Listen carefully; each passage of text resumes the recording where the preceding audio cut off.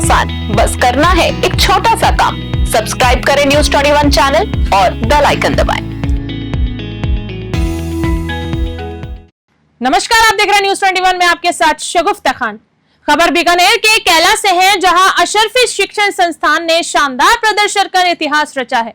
हर वर्ष की भांति इस बार भी संस्थान 100% परिणाम देने में अव्वल रहा है। विद्यालय निदेशक सद्दाम हुसैन तंवर ने कहा कि हम नहीं कहते, जमाना कहता है कि अशरफी संस्थान में पढ़ा हुआ स्टूडेंट्स आसमान छूता है। एमडी तंवर ने कहा कि विद्यालय का परिणाम बहुत शानदार रहता है। ग्रामीण क्षेत्र में ये बहुत शानदार संस्थान है।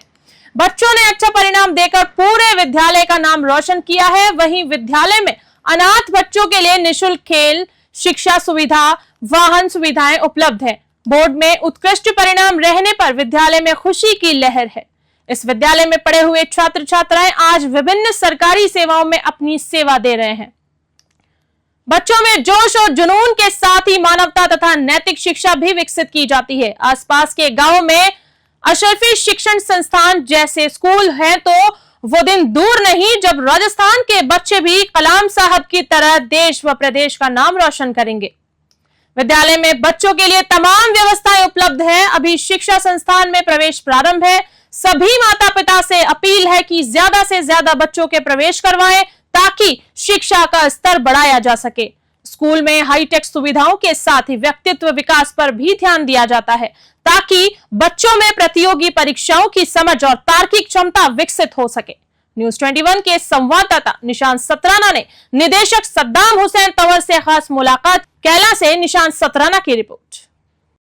नमस्कार, News21 में आपका स्वागत है। मैं हूं आपके साथ निशांत सतराना। आज हमें एक बार निजी विद्यालय से आपकी मुलाकात करवाने जा रहे हैं, जिसके एमडी हमारे साथ हैं खास मुलाकात में सद्दाम हुसैन जी, जिन्होंने लगातार 2018 से लेकर आज तक का प्रयास किया है। शिक्षा का अभाव देखने को इस केला गांव में काफी मिला है।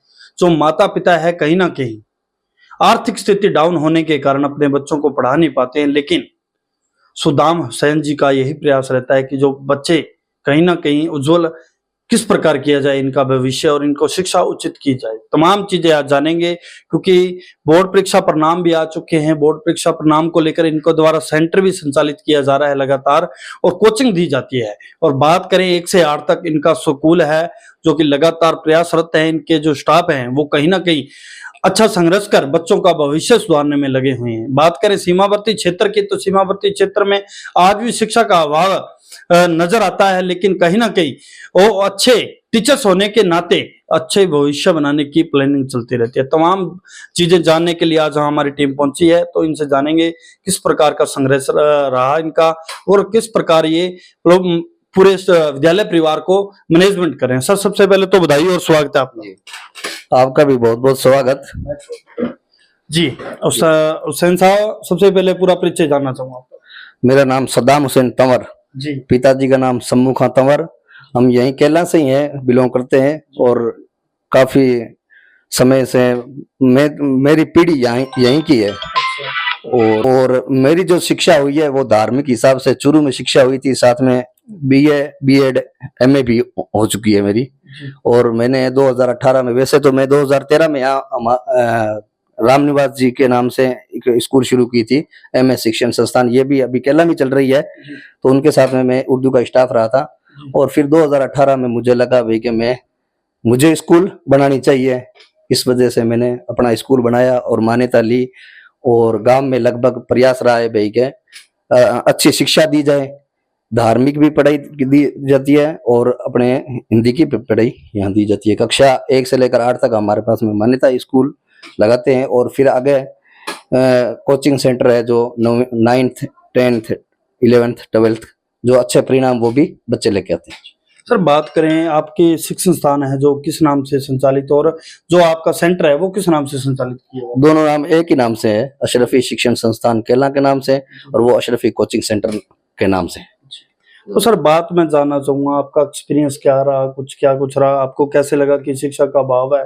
कहीं ना कहीं जो माता पिता है अपने बच्चों को अच्छी शिक्षा देने के लिए असमर्थ नजर आते हैं, क्योंकि आर्थिक स्थिति सीमावर्ती इलाके में बिल्कुल कम नजर आती है, और आर्थिक स्थिति डाउन होने के कारण ये अपने माता कहीं ना कहीं बच्चों को भी पढ़ा नहीं पाते हैं। तो आपका क्या कुछ एक्सपीरियंस रहा, क्या कुछ प्लानिंग थी, क्या कुछ उद्देश्य था? सबसे पहले तो आर्थिक स्थिति है वो यहाँ की बहुत डाउन है, और जो भी काम होता है वो आर्थिक स्थिति के हिसाब से ही होता है। अगर आज पढ़ाई का लेवल यहाँ पिछड़ा हुआ है तो सबसे पहले आर्थिक स्थिति है, और फिर ये भी पिछड़ा हुआ गांव है। यहाँ बीएड एमए या बीए बच्चों का कहें तो बहुत कम है। 2018 में मेरी बीए हो गई थी, तो उस टाइम हम लगभग गिनती के चुने हुए लोग थे जो बीए की थी। अब तो लगभग कर रहे हैं, एक साल में 10 या 15 बच्चे बीए भी कर रहे हैं, साथ में बीए बीएड भी हो रही है, 2 साल वाली बीएड भी बच्चों की हो रही है। 2018 के बाद में अच्छा परिवर्तन है पढ़ाई के शिक्षा के मामले में। और फिर ये जो एनएसपी स्कॉलरशिप जो आ रही थी, छात्रवृत्ति जिसको हम कहते हैं, अल्पसंख्यक को मिल रही थी, उससे काफी लाभ था, क्योंकि लोगों को वो फीस नहीं लग रही थी, बच्चों के खातों में आ जाती थी, तो उस कारण से फीस भरने में कोई दिक्कत नहीं आ रही थी और बच्चों को भी अच्छी शिक्षा मिल रही थी। लेकिन वो बंद होने के कारण भी बहुत सारी स्थिति गड़बड़ हो गई है। इस कारण से लोग या तो छोड़ रहे हैं पढ़ाई को, छुड़वा रहे हैं, और या फिर सरकारी स्कूल भेज रहे हैं। और सरकारी स्कूल में भी काफी बच्चे होने के कारण स्टाफ की कमी चल रही है। और यहाँ गांव में सबसे ज्यादा जो परेशानी है वो पानी की भी है। यहाँ पानी पीने के लिए तरस रहे हैं लोग। पानी के टंकर के लिए यहाँ से या तो 77 से 1500 रुपए से मंगवाते हैं, या मोतीगढ़ से, ये पास में गांव पड़ते हैं, तो इतनी, और पशु धन भी बहुत लोग रखते हैं। तो इस कारण से अब लोग कहाँ रुपए एडजस्ट करें, शिक्षा पर करे या पानी पर करे, कहाँ पर करे। हालांकि सरकार इन दोनों चीजों पर बहुत सारे रुपए खर्च कर रही है, शिक्षा के मामले में भी बहुत सारे रुपए खर्च कर रही है, और पानी के मामले भी, पेयजल के बारे में भी बहुत खर्च कर रही है। लेकिन यहाँ दोनों की बहुत सारी कमी चल रही है। सर, जो मतलब आप टीचर सेलेक्ट करते हो, वो किस तरीके से टीचर सेलेक्ट करते हो, गांव के लोगों से किस तरीके से समझते हो? हमारे यहाँ गांव में इतनी अशिक्षा है, इतने पिछड़े हुए लोग हैं कि कभी स्कूलों का भ्रमण करते ही नहीं है, स्कूलों वालों से आके कुछ पूछते ही नहीं है, देखते भी नहीं है कि हमारे कितने बच्चे आ रहे हैं या हमारे बच्चे क्या कुछ कर रहे हैं, या स्कूल वालों ने जो टीचर रख रखे हैं यहाँ तो किस लेवल पर रख रखे हैं। कोई 10वीं 12वीं पढ़े हुए को तो नहीं रख रखे हैं, ग्रेजुएट है या योग्यताधारी है या नहीं है, गांव वालों को कोई मतलब नहीं है। ये तो स्कूल वाले सेलेक्ट करते हैं, चाहे 12वीं वालों को रखे, चाहे 10वीं वालों को रखे, चाहे ग्रेजुएट को रखे। इतना पिछड़ापन है। और सरकारी स्कूल में भी जो टीचर आते हैं तो वहाँ जाके नहीं देखते हैं भाई कि कितने की यहाँ नियुक्ति है, कितने आ रहे हैं, कितने नहीं आ रहे हैं। तो मैं गांव वालों से आपके इस चैनल के माध्यम से, या जो भी है जहाँ भी है ऐसे पिछड़ापन, तो उनसे अपील और निवेदन यही है कि वो जाके स्कूलों में भ्रमण करें, घूमें, देखें बच्चों को क्या शिक्षा हो रही है, क्या शिक्षा नहीं हो रही है। यह जरूरी है हमारे लिए। तो सर, मैं बात करना चाहूँगा, जिस प्रकार मतलब आप अब चला रहे हो लगातार, अगला कदम क्या रहेगा आपका? किस तरीके की क्या कुछ व्यवस्था देखने को मिलेगी? क्योंकि कंप्यूटर युग भी आ चुका है, साथ साथ बात करें शिक्षा के साथ कंप्यूटर युग भी जरूरी है बच्चे। और यहाँ केला के बच्चे मान लो यहाँ से काफी दूर जा नहीं पाते, आर्थिक स्थिति कमजोर है, तो उनके लिए क्या प्रयास है? हाँ, उनके लिए प्रयास हमने कर रखा है। इसी जून से हमने कंप्यूटर सेंटर खोल रखा है, जिसमें जो डिप्लोमा हो रहे हैं आज के युग में, कंप्यूटर का बेसिक नॉलेज भी हमें दिया जा रहा है, और RSCIT का कोर्स भी किया जा रहा है। हमारे यहाँ लैब लगा हुआ है, कंप्यूटर का ऊपर कंप्यूटर कक्ष बनाया हुआ है। बाकी हम उसके मान्यता के लिए जल्दी अप्लाई कर रहे हैं। एक बार तो शुरुआत की है भाई, क्या कुछ हमें रिस्पॉन्स मिलता है या नहीं मिलता है। गांव वाले लड़कों की मुसीबतों को देखते हुए, क्योंकि गांव की लड़कियां हैं वो बाहर जा नहीं सकती, लड़के तो चाहे कहीं भी जा सकते हैं, और लड़कियां जो है आज 12वीं में पढ़ी हुई है, तो उनको भी ये डिप्लोमा आजकल जरूरी हो गया है। सरकारी वैकेंसी जो भी आ रही है आजकल, उसके लिए RSCIT चाहिए।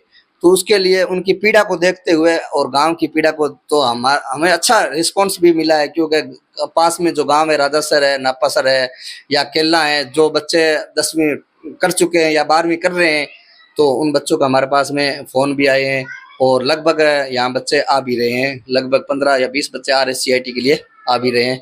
जो लैब लगा हुआ है, हमारे जो शिक्षक हैं वो उनको सिखा भी रहे हैं, प्रशिक्षण दे रहे हैं। अगर बात करें सर, 10 मिनट आपने समय दिया न्यूज़ 21 में, तो आपका बहुत बहुत धन्यवाद। जी, आपका भी बहुत बहुत धन्यवाद।